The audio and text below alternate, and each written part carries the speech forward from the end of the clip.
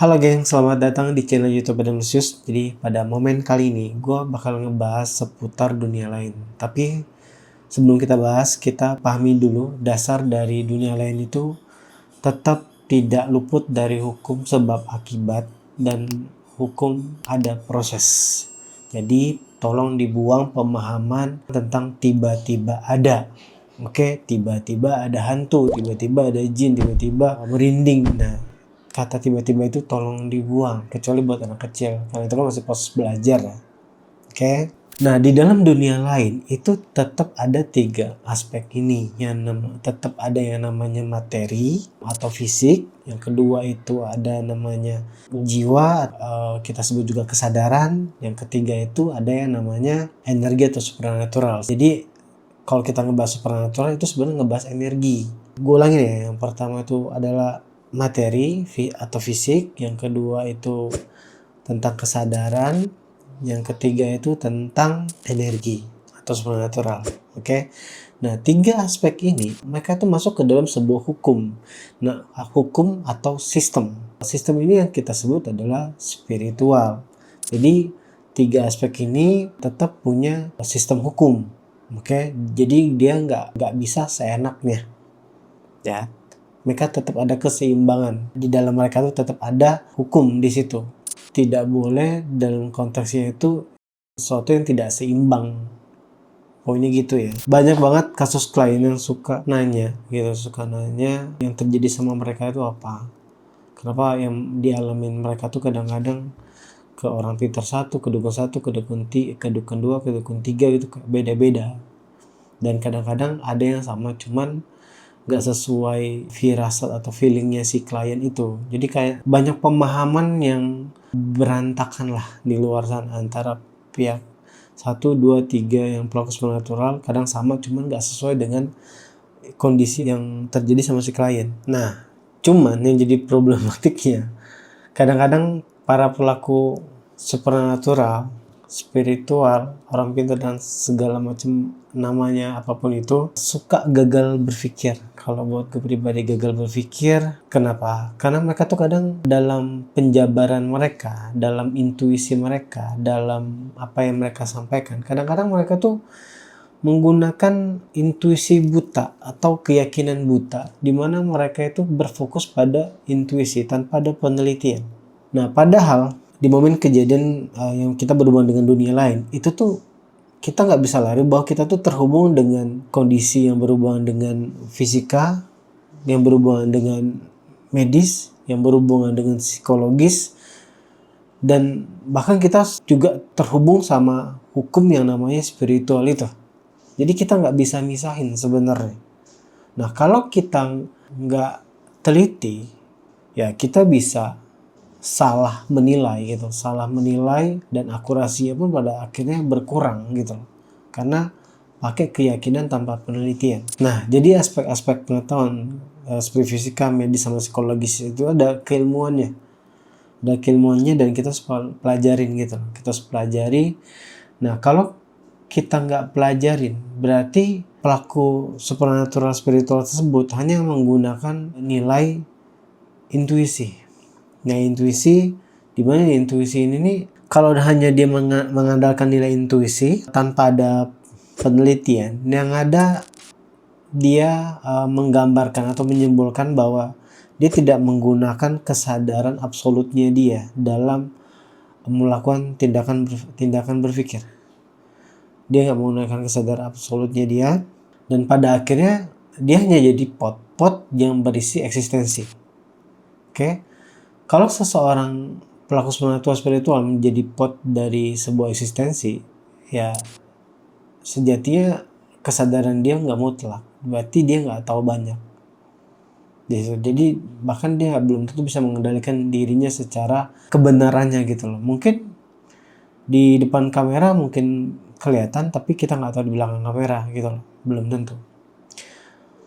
Nah, terus kalau kita menjadi seorang pot dari eksistensi astral, otomatis ada resikonya. Resikonya adalah ketidaktahuan kita terhadap tujuan asli dari si astral tersebut. Karena sejati kita tetap manusia. pasti ada nilai lemahnya kalau kita nggak menggunakan kesadaran mutlak yang absolut kita. Pokoknya di situ. Dan semua orang-orang spiritual zaman dulu, mereka tuh mempelajari banyak hal sebenarnya, bukan cuma menggunakan intuisi dong, enggak. Dia mengcombine banyak pengetahuan di situ, dan pada akhirnya ya dia lebih memahami tentang konsep dunia lain. Jadi bukan berfokus pada nilai intuisi doang. Jadi ingat, kita masih manusia, kita masih punya kelemahan. Kalau kita nggak penelitian, kita bisa salah. Nah, salahnya ini mending kalau pelaku spiritual atau supernatural itu doang yang salah gitu loh. Tapi kalau yang lain jadi ikutan, ya itu jadi masalah besar. Kenapa? Karena konteksnya ya jatuhnya berbahaya buat data berpikir si para orang-orang yang mempelajari ilmu spiritual supernatural yang dari pot astral ini gitu. Jadi carilah orang yang benar-benar menurut kalian yang layak, yang dia lebih menggunakan konsep kesadaran yang absolut itu di situ. Menjadi pribadi mungkin bisa kalian ikutin, dan jadi seperti itu emang sulit banget.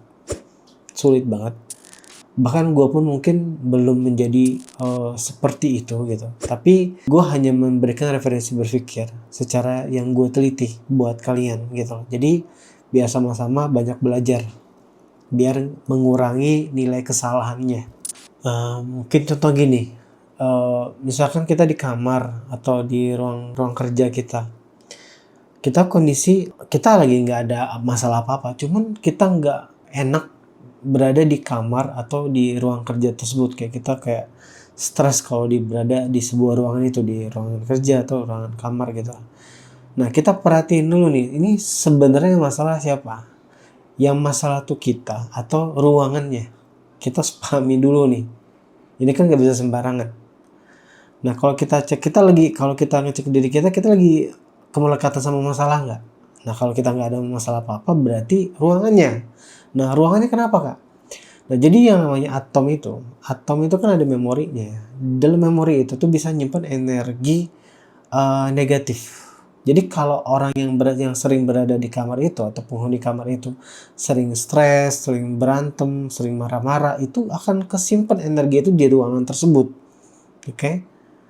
Jadi kan atom itu penyusun semua benda gitu loh, dan dia tuh bisa nyimpan energi itu.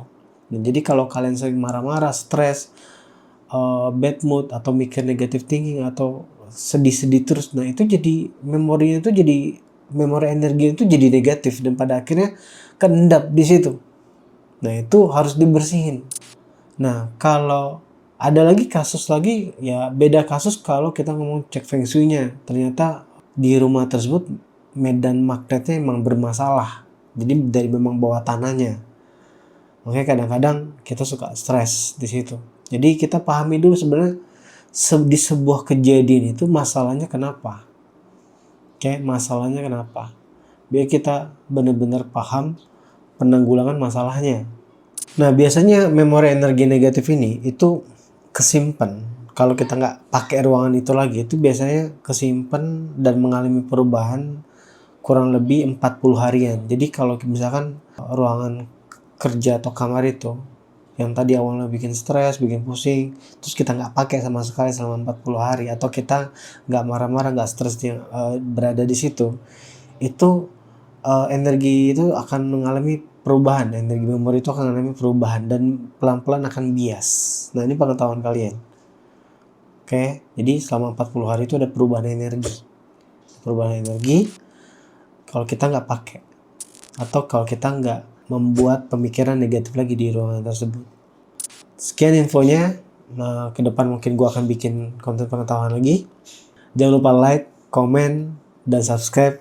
Juga nyalain notifikasinya biar kalian nggak ketinggalan kalau gue ngasih informasi ke kalian dari hasil penelitian. Oke, bye.